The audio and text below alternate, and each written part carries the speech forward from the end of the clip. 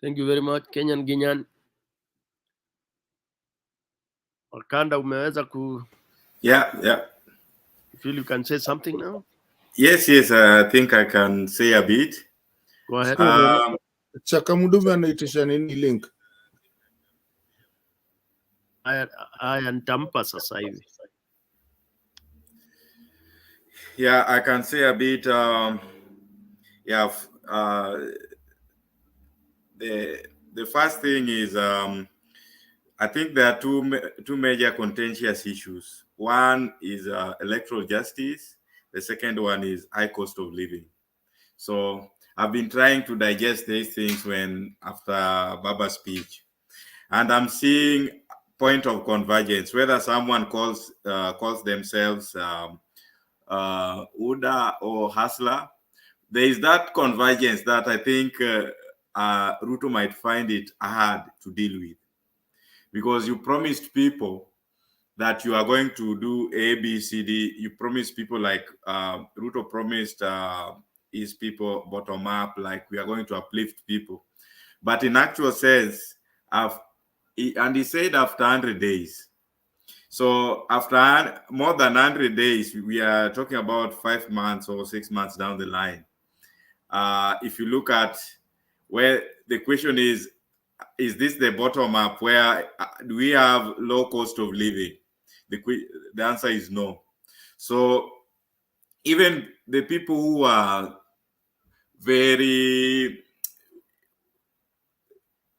even those people who are like very activated, like fighting for Uda, I think that morale has gone. No one will be like, let's defend these people. So what this one has done to some extent is giving him time, and these are isolated issues. Like he cannot mobilize, let's say, certain parts of the country to protect him because he is in government. So the only thing that he's left with is to manage the instruments of power, but he cannot mobilize wananchi effectively to protect him. That one, I don't think he will manage it. The high cost of living and electoral justice, the numbers are very clear. And up to now, we are still waiting for ODA or IBC to say that the numbers we are talking about or the numbers Azimio are talking about are not real. And we are also waiting for ODA and Kenya Kwanza and IBC to say that Azimio do not have facts, and here is the website, here is the server. If they can say, here is the server, you confirm, we are 100% sure that we want it, will be good.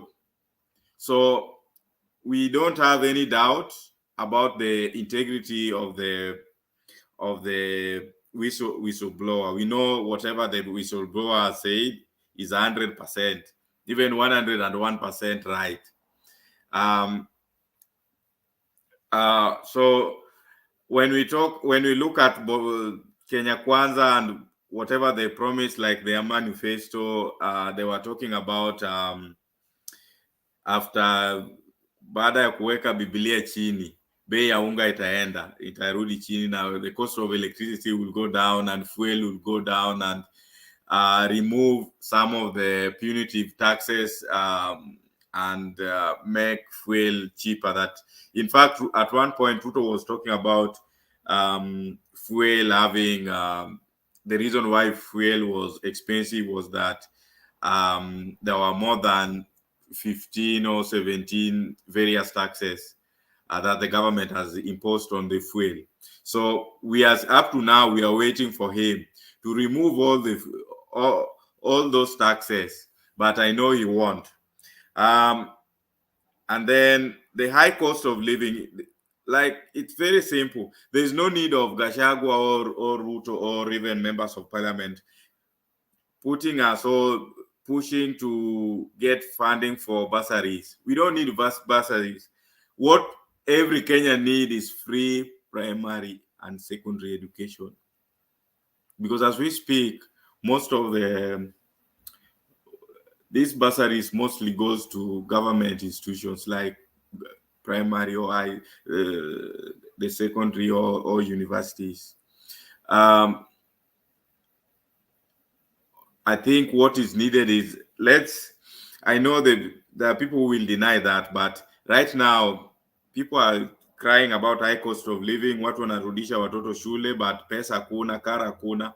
The question is, why should government take money from this coffer and then put it this side and push it to wananchi to pretend that they are doing something, while in actual fact, the government can say, yeah, there's no fee to be paid and everybody can access education so that no one is left behind. So hii story ya basari ni mchezo ya watoto, waachane na hiyo. And that's why for me, that's why personally I supported Azimio, because in actual sense, history ya basari, it's bullshit. Because mtu anapewa 10,000, mwingine anapewa 5,000, anapewa this term, next term pia anataka kuapply, and not everybody can access it. So the reason why personally I was like, yes, I believe in Azimio, one of the main issue was that, because it's very clear that if we say education is free, and there are countries which have done it, Finland has done it, and people can access education. So when we want to talk about literacy level, we want to improve services, we want to invest in our youth or the future, we must start with education. And the best way to do it, make education free and accessible to all Kenyans, not bursaries. Bursaries will never make education free and accessible to everyone. So that, for me, that was one of my biggest point of departure, apart with the Kenya Kwanza, apart from the numerous ones, like their lack of integrity. In terms of policies, I still believe Azimio had progressive policies. And then when we talk about electoral justice, I think Raila has said it very clear. For me, I'm not clear. I'm not understanding the other bit, but I will leave the other bit to maybe with time I will understand it. But what I understand, the pathway that Raila is setting, number one is to do more rallies, so that this awareness, so that people can understand, everyone, so that it's not only Nairobi, but it should be like a countrywide movement where everybody is in the same page. Before any action, let everyone participate. And one of the things that I think Raila is doing well, or Azimio, Kalonzo, or Martha, what I like about whatever they are doing now is they're engaging people directly from the ground. There is that space for other young people, for people from Mashinani to actively engage in this process, which is very important. The idea of putting MPs, members of parliament, in charge, I think is long gone. Acha Ruto achukue hawa watu awaweke ndani aende now. We don't have any problem, because some of these people are just defending their interests, personal interests, most of the MPs. And throughout this process, if this is what is going to happen, if it happens that Ruto will buy out MPs thinking that he might derail the process, what will happen is we will have an emerging leadership. We will have people like Mdume. We will have people at the grassroots level who will replace this. It will happen automatically, and I have no doubt with that. Gaucho and other guys will claim their rightful place, because in most cases, the people who normally mobilize people, nobody hears about them. But this is an opportunity for Baba to build that grassroots network, and that team will be unbreakable. That one I know for sure. If the MPs go away, they are actual. In fact, there are Kenyans who feel the pain, who feel the pinch. Some of these MPs will not feel the pain. As we speak, some of them earn like 1 million a month, so they will not feel the pain. But there are young people who feel the pain, who must be at the center of the struggle. And that is one thing that I'm happy about. So if Baba continues the way I think with whatever he's doing, consulting and holding most of the meetings with Wananchi directly to establish that link, I know it will go far. And lastly, when we look at the end game, Baba has two choices as the leader. Baba has to choose whether he wants to check the government, or he has to choose to take whatever belongs to him. So either way, but handshake should not be handshake. We all agree that handshake is not an option. The two options that Baba have is either to be an active opposition leader, of which we are not happy about, or to take what belongs to him. Because when we start talking about, now I can understand, when we start talking about high cost of living, fuel, it is because of the current government which does not have the right policies. Number one, what they did is removing the subsidies, and they said clearly that subsidies that they are going to put subsidies on production, and you wonder, like, which production? What are they producing now? When we are talking about hunger and starvation, it will take about 8 months to grow anything serious. And if you remove subsidies, are you telling people to die? Because you cannot stay angry for 6 months waiting for to collect fertilizer. You cannot stay for 6 months collecting fertilizer because someone is saying that let's wait. And Kenyans have also gone to church. You go to church, you pray. After that, you need to eat. So even the prayers will not help. It's more of an action. Everybody knows how to pray. So kila mtu wanga anaenda, hata pastor mwenye anaomba. In the end of the day, they have to eat. So these ideas, we are closer to God than any other person. That is bullshit. Lastly, I've had the guy that calls himself the current AG talking about Article 108, that they want to introduce Article 108 in Parliament so that they can tweak and make a few changes on Article 108. And one of the changes that they are proposing is to change majority and minority leadership, that the person who loses the election becomes the minority leader in parliament. So that they becomes the minority leader and then becomes the opposition leader. So those are I think that is what the Kenya Kwanza is trying to do. For them, they think the solution for this is to have a constitutional amendment, so that the Baba could become opposition leader in parliament, which everyone is. I don't know who is advising them, but we will see where this one will take them. Otherwise, a luta continua. Yeah.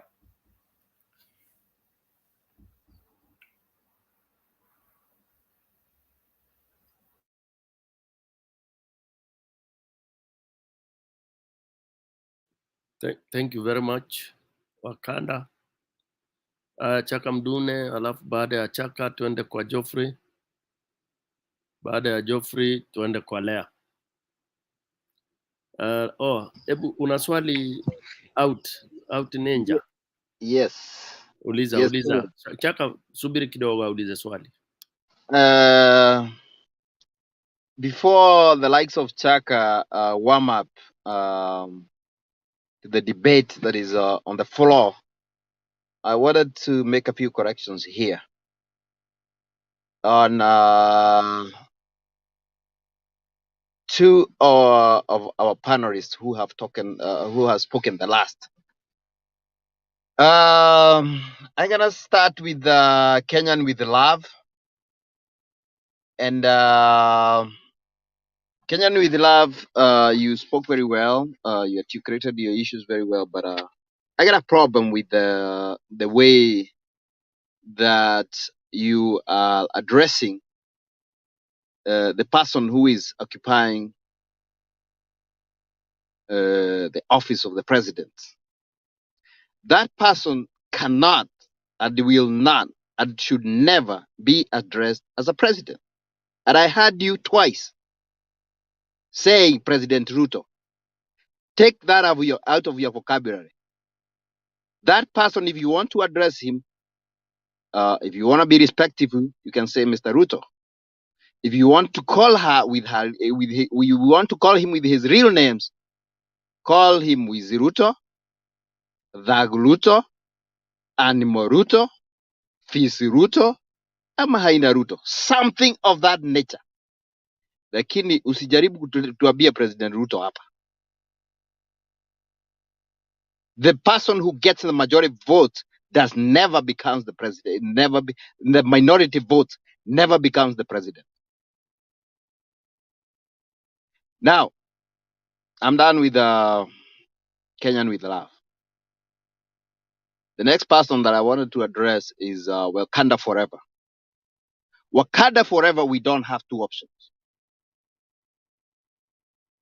We only have one option. The person who wins the presidency, of all the indications have shown, as IBC have not said that the numbers that they have been presented with, they are wrong, as the current occupier of the office has not rejected those numbers. So we know that that's the person who won. So we have only one option. To take the winner. And I'm going to tell you the winner in a second. Raila Amolo Odinga, seconded by Mother Karua, to the office. We don't have the opposition, the position that you are trying to talk about here being created by the AG of the opposition. That is talk for another day. Once we get Amolo Odinga to the office, and I wanted to make it very clear to you, Mr. Wakanda. It's gonna reach a point. It's not a question of whether the winner, Raila Amolo Odinga, wants or he doesn't want. We will take him there. You win, we give you the sword. I just wanted to make those points. I have got more points, but I wanted just to make those two clear so that we can hear from the other people. Point taken kabisa. Matu